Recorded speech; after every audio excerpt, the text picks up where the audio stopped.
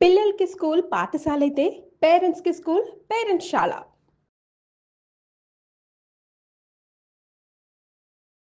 Ahmedabad flight యాక్సిడెంట్లో మరణించినటువంటి వారి బంధువుల పరిస్థితి చాలా దారుణంగా ఉంది. హాస్పిటల్స్ దగ్గర మృతదేహాల కోసం వెయిట్ చేస్తూ వాళ్ళు విలవిలలాడిపోతున్నారు. బాడీస్ అన్నీ కూడా దారుణమైనటువంటి సిచ్యుయేషన్‌లో ముక్కలు ముక్కలు తునాతునకలు అయిపోవడంతో ఏం చేయాలో అర్థం గాక పళ్ళు, గోళ్ళు, DNA టెస్టుల ద్వారా వాళ్ళ బాడీస్‌ని తిరిగి బంధువులకు అప్పగించేందుకు అధికారులు తమ వంతు ప్రయత్నాలు చేస్తూ ఉన్నారు. ఇందులో మరణించిన వాళ్ళయన్నీ కూడా ఒక్కొక్కళ్ళది ఒక్కొక్క విషాద గాథ. ముందుగా క్యాప్టెన్స్ ఇద్దరిని చూద్దాం. ఈయన మెయిన్ క్యాప్టెను క్లైవ్ కుండర్, అలాగే సుమిత్ సబర్వాల్. ఈయన మెయిన్ పర్సన్ అనమాట. దాదాపు చాలా వేల గంటలు ఇద్దరు కూడా ఫ్లైట్స్ నడిపిన అనుభవం ఉంది.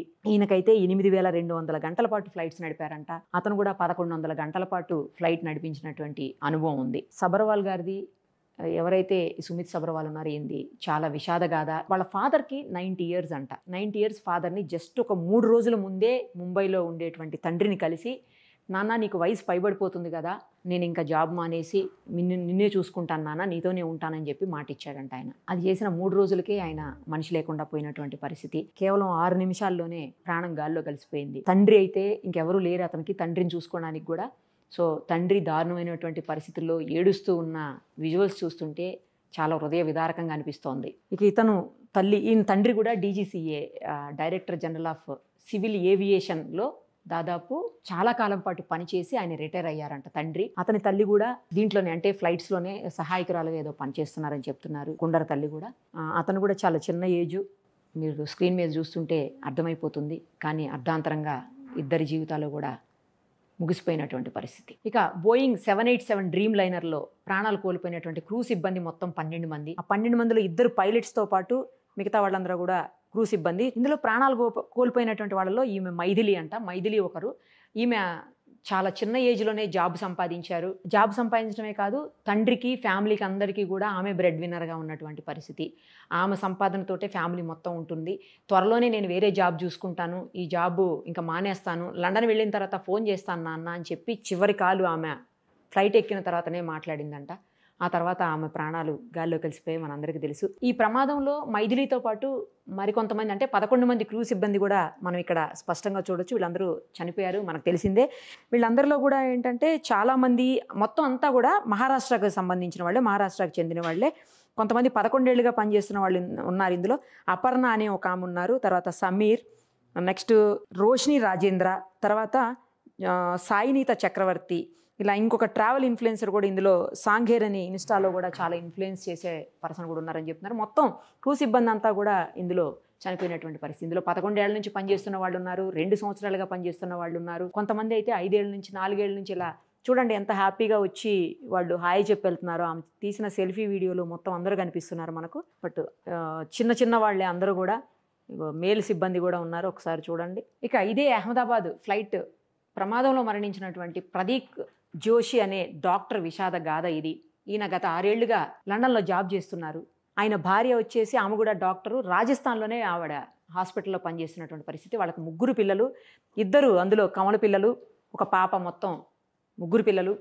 వాళ్ళతోటి కలిసి లండన్లోనే ఉండాలి అని చెప్పి భార్యతో ఉద్యోగం మానిపించేసి, ఆమె కూడా ఇష్టంగా ఉద్యోగం మానేసి భర్తతోటి పిల్లలతోటి కలిసి వెళ్ళి హ్యాపీగా లండన్లో సెటిల్ అవ్వాలని చెప్పేసి అనుకుంటే ఈ విషాదంలో ఆ ఫ్యామిలీ మొత్తం చనిపోయినటువంటి పరిస్థితి. చూడండి ఆ ఫ్యామిలీ ఎంత చూడముచ్చటగా ఉందో. లాస్ట్న వాళ్ళు తీసుకున్నటువంటి సెల్ఫీ పిక్ ఇది. పిల్లలు ఒక పక్కకి సీట్లో ఉన్నారు, వీళ్ళిద్దరూ యువతల పక్క సీట్లో ఉన్నారు.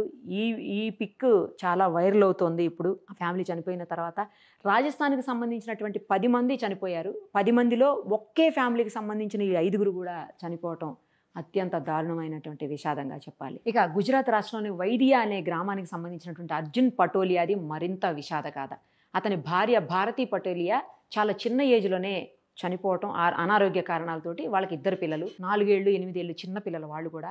ఆమె చనిపోయే ముందు చివరి కోరికగా తను చనిపోయిన తర్వాత తన అస్థికలను, తన భస్మాన్ని తీసుకొచ్చి తన సొంత ఊర్లో ఉన్నటువంటి ఒక చెరువులో కలపమని చెప్పేసి ఆమె చివరి కోరిక అంట. అది కలిపేందుకు అతను లండన్ నుంచి గుజరాత్కు వచ్చాడు. ఆ కార్యక్రమం కూడా ముగించాడు. అస్థికలు ఆమె కోరుకున్నటువంటి ఆ చెరువులోనే ఆ ఇంటి దగ్గరనే కలిపేశాడు. తిరిగి వెళుతూ ఈ ప్రమాదంలో అతను కూడా చనిపోయాడు. సో ఇద్దరు చిన్నపిల్లలు, ఇద్దరు తల్లిదండ్రులు, ఇద్దరు కేవలం వారం రోజుల గ్యాప్లోనే ఇద్దరు చనిపోయారు. ఆ పిల్లలిద్దరూ కూడా ఇప్పుడు అనాథలైపోయినటువంటి పరిస్థితి. ఇక ఇలాంటి విషాదగాథలు ఎన్నెన్నో ఉన్నాయి. ఇక ఇదే ప్రమాదంలో తన కూతురు, మనవడు, అలాగే ఆ కూతురు అత్తగారు ముగ్గురు చనిపోయారని చెప్పేసి మనీష్ కామ్దార్ అని ఈ వ్యక్తి చెప్తా ఉన్నాడు. ఇతను వచ్చేసి గుజరాత్కి చెందినటువంటి వ్యక్తి. ఇతని కూతురు యశా కామ్దార్ అనే వ్యక్తి అనమాట. ఆమెకి గుజరాత్కి సంబంధించినటువంటి అతనితో పెళ్ళయి తర్వాత లండన్లో వాళ్ళు సెటిల్ అయ్యారట. లండన్లో సెటిల్ అయిన తర్వాత లండన్లోనే ఆమె మామగారు క్యాన్సర్తో చనిపోతే ఆ అంత్యక్రియల కోసం అని చెప్పేసి వాళ్ళు ఇక్కడ వరకు వచ్చి తిరిగి వెళ్తున్నారు మళ్ళీ. ఎందుకంటే సొంత ఊరు కాబట్టి ఇక్కడికి వచ్చి తిరిగి వెళ్తున్నారనమాట. ఆ వెళుతున్న క్రమంలోనే ఆమె అత్తగారు, తర్వాత రుద్ర అనే 15 నెలల బాబు, ఈయన మనవడు అనమాట, ముగ్గురు కూడా చనిపోయారు. ఆయన బాధపడుతూ చెప్తున్నారు, బాబు ఇమ్మిగ్రేషన్ కోసం, అంటే లండన్ కాబట్టి ఇమ్మిగ్రేషన్ కోసం 1000 పౌండ్లు ఎక్స్ట్రా ఛార్జ్ చేసి మరీ టికెట్ ఇచ్చారు. లేకపోతే అది ఇవ్వకుండా ఆపేసినా కనీసం ఇవ్వము ఇమిగ్రేషన్ అని చెప్పేసి కఠినంగా రూల్స్ని ఫాలో అయిపోయినా కూడా అట్లీస్ట్ నాకు నా మనవడన్నా దక్కేవాడు నాకు అని చెప్పేసి ఆయన బాధపడుతూ చెప్తున్నటువంటి సందర్భం. అంటే కూతురు, మనవడు, కూతురు అత్తగారు ముగ్గురు కూడా ఈ ప్రమాదంలో చనిపోయారు. ఇక గుజరాత్కి చెందినటువంటి ఈ అమ్మాయిది మరో విషాద గాథ. వారం క్రితం వాళ్ళ ఫాదర్ చనిపోతే ఆ చివరి కార్యక్రమాలు ఏవైతే లాస్ట్ రిచువల్స్ ఉంటాయో వాటిని చేసేందుకు ఆమె బ్రదరు గుజరాత్కి వచ్చి తిరిగి అహ్మదాబాద్ నుంచి ఫ్లైట్లో లండన్ చేరుకుంటున్నారు. అయితే వచ్చేటప్పుడు తను ప్రామిస్ చేశాడు, ఎందుకంటే బ్రెడ్ విన్నర్, మొత్తం ఫ్యామిలీ అంతటికి తండ్రి లేడు కాబట్టి ఇప్పుడు ఆమె అన్ననే కుటుంబం మొత్తానికి పోషణ చూసుకునేది ఆయనే అనమాట. సో అతను వచ్చేటప్పుడు అదిగో మనం చూడొచ్చు అక్కడ విజువల్స్లో, ఎయిర్పోర్ట్లో నేను మళ్ళీ తిరిగి వస్తాను, నిన్ను అమ్మని అందరినీ బాగా చూసుకుంటాను, ప్రాబ్లం లేదు, నాన్నగారు లేరని నువ్వేమీ బాధపడాల్సిన అవసరం లేదని చెప్పేసి ప్రామిస్ చేసి ఆమెకి అతను ఫ్లైట్ ఎక్కి ఇక్కడికి వచ్చి ఏవైతే కార్యక్రమాలను అవన్నీ చేసి తిరిగి వెళుతున్న సందర్భంలో అతను కూడా ఈ ఫ్లైట్ యాక్సిడెంట్లో చనిపోయాడు. అదే ఆమె చెబుతూ ఏడుస్తూ ఉంది. అదిగో చూడండి వాళ్ళ అన్నా చెల్లెళ్ళ పిక్ని. మనం ఫ్లైట్ దగ్గర, అంటే ఎయిర్పోర్ట్లో కూడా వాళ్ళిద్దరూ లాస్ట్ కలిసి వెళ్ళిపోతున్నాయి కూడా. ఆమెకి హగ్ ఇచ్చి ఏం కాదు అని చెప్పి నేను చూసుకుంటానని చెప్పి వెళ్ళిపోయిన అతను మరి ఇంకా తిరిగి రాని లోకాలకు వెళ్ళిపోయినటువంటి పరిస్థితి. ఇక అహ్మదాబాద్ విమాన ప్రమాదంలో మరణించినటువంటి మాజీ సీఎం విజయ్ రూపానీ గారిన, ఈయన విషయంలో విషాదం ఏంటంటే ఈయన వెహికల్ నంబర్స్ ఒక్కసారి మీరు అబ్జర్వ్ చేయండి, అన్నీ కూడా 1206 నంబర్స్, అన్నీ కార్కి బైక్కి అన్ని నెంబర్స్ 1206. ఇదిగో GJ03HK 1206, GJ03DE 1206, GJ1TS 1206.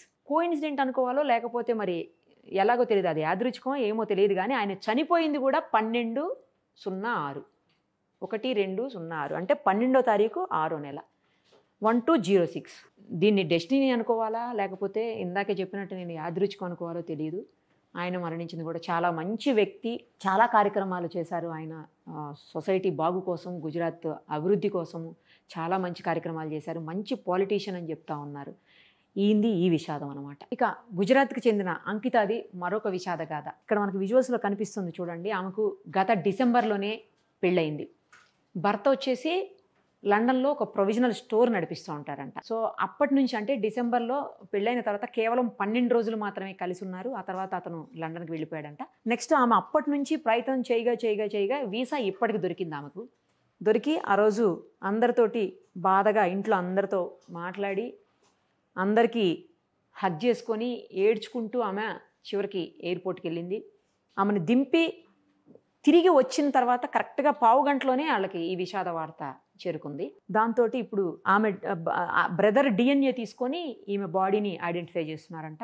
ఆమెకు ఎయిర్పోర్ట్లో ఘన స్వాగతం పలికి హ్యాపీగా తీసుకెళ్ళి ఇద్దరు ఎంజాయ్ చేయాల్సినటువంటి పరిస్థితుల్లో భర్త ఆమె అవశేషాలను తీసుకెళ్ళడానికి ఇక్కడికి వచ్చేటువంటి పరిస్థితి లండన్ నుంచి. ఇక ఉత్తరప్రదేశ్లోని ఆగ్రాకి చెందినటువంటి నీరజ్, అపర్ణ దంపతులకు మొత్తం ప్రయాణం చేయటం అంటే ఇష్టం అంట. దేశ విదేశాలు తిరగటం కూడా వాళ్ళకి చాలా ఇంట్రెస్ట్ ఉంటుందంట. ఎవ్రీ సమ్మర్లో కూడా వాళ్ళు విదేశాలకు వెళుతూ ఉంటారంట. వాళ్ళ 18 ఏళ్ల అమ్మాయి కూడా వీళ్ళతో పాటు వెళ్ళటానికి లండన్కి టికెట్స్ రిజర్వేషన్ చేయించుకున్నాక ఆ నీరజ్ గారి మదర్కి, అంటే ఆ అమ్మాయి వాళ్ళ నాన్నమ్మకి బాగలేకపోవడంతో ఆమె డ్రాప్ అయిపోయిందంట కూతురు. సో తల్లిదండ్రి ఇద్దరు వెళ్ళారు. ఈ ప్రమాదంలో ఇద్దరు కూడా చనిపోయారు. ఇక మహారాష్ట్రలోని సోలాపూర్లో ఒక టెక్స్టైల్ మిల్లో పనిచేసేటువంటి ఆశా మహదేవ్ దంపతులు ఇద్దరూ కూడా వాళ్ళ పిల్లలిద్దరూ ఒకళ్ళేమో అహ్మదాబాద్లో, ఇంకొకరేమో లండన్లో ఉంటారంట. లండన్లో ఉన్నటువంటి కొడుకు దగ్గరికి వెళ్ళి కొద్ది రోజులు చూసొద్దాము, అక్కడే కొద్ది రోజులు ఉండొద్దామని చెప్పేసి బయలుదేరి వెళ్ళి వాళ్ళిద్దరూ కూడా ఈ దుర్ఘటనలో మృతి చెందారు. ఇక మహారాష్ట్రలోని ఇండోర్కి చెందినటువంటి హర్ప్రీత్ కౌర్, ఆమె సాఫ్ట్వేర్ ఎంప్లాయీ, బెంగళూరులో వర్క్ చేస్తారట. ఆమె భర్త లండన్లో సాఫ్ట్వేర్ ఎంప్లాయీ. అయితే ఈ నెల 19కి రిజర్వేషన్ చేయించుకుందాము ఊరు వెళ్ళడానికి లండన్ హస్బెండ్ దగ్గరికి అని అనుకుని 16వ తారీఖున భర్తది పుట్టినరోజు ఉందని చెప్పేసి ఆవిడ ముందుగానే ప్రయాణాన్ని మొదలుపెట్టారట. సో ఈ దుర్ఘటనలో ఆవిడ కూడా జీవితాన్ని కోల్పోయారు. ఇక విమాన ప్రమాదం జరిగింది తెలుసు, అందులో ఉన్న వాళ్ళందరూ ఒక్క మనిషి తప్ప అందరూ చనిపోయారు, అదంతా కూడా మనకు తెలుసు. కానీ విమానం వెళ్ళి తాకిన ప్రదేశం ఏదైతే ఉందో అది కాలేజీకి సంబంధించిన, మెడికల్ కాలేజీకి సంబంధించిన హాస్టల్. అదే హాస్టల్ దగ్గర ఒక చెట్టు కింద టీ స్టాల్ నడుపుకునేటువంటి సీతాబెన్, ఆమె కుమారుడు ఇద్దరు కూడా పక్కపక్కకే ఉన్నారంట. 14 ఏళ్ల పిల్లోడు, ఆ పిల్లోడు ఆకాష్ అని చెప్పేసి. ఈ సీతాబెన్ టీ చేస్తూ ఉన్న టైంలోనే ఆ అబ్బాయి నిద్రపోతున్నాడంట పక్కనే మంచం పైన. ఎప్పుడైతే విమానం కింద పడిపోయిందో ఆ శకలం వచ్చి ఆ అబ్బాయికి తగిలి అక్కడికక్కడే మాడి మసైపోయాడంట ఆ పిల్లోడు. ఇక తల్లి ఆ పిల్లోడిని కాపాడుకునే ప్రయత్నంలో తను చేసినటువంటి ఏదైతే రెస్క్యూ చేయడానికి ట్రై చేసిందో ఆ సమయంలో ఆమె కూడా చాలా తీవ్రంగా గాయపడి ఇప్పుడు హాస్పిటల్లో చికిత్స పొందుతున్నటువంటి పరిస్థితి. ఇక భవిక్ మహేశ్వర్ అని 26 ఏళ్ల వ్యక్తి, లండన్లో జాబ్ చేసేటువంటి వ్యక్తి, వడోదరాకి 15 రోజుల క్రితమే వచ్చున్నారంట. అతను వచ్చిన తర్వాత పేరెంట్స్, బంధువులు అందరూ కలిసి నువ్వు పెళ్లి చేసుకోవాలి, పెళ్లి చేసుకునే తిరిగి మళ్ళీ ఈసారి లండన్ వెళ్ళాలి అని చెప్తే సరే అని చెప్పి చాలా సాదాసీదాగా మొన్న 10వ తారీఖే జూన్ 10నే అతను పెళ్లి చేసుకున్నాడు. తర్వాత ఇమ్మీడియట్గా భార్యను తీసుకొని వెళతాను నేను, మళ్ళీ కొద్ది రోజులయ్యి వచ్చాక చాలా భారీ స్థాయిలో మంచిగా రిసెప్షన్ అది చేసుకుందామని చెప్పేసి నిర్ణయం తీసుకున్నారంట. ఇంతలోపు జస్ట్ ఒక 2 రోజుల్లోనే అతను కూడా దుర్మరణం పాలైనటువంటి పరిస్థితి. ఇక కేరళకి చెందినటువంటి 39 ఏళ్ల నర్సు రంజితాదైతే మరొక విషాదగాథ.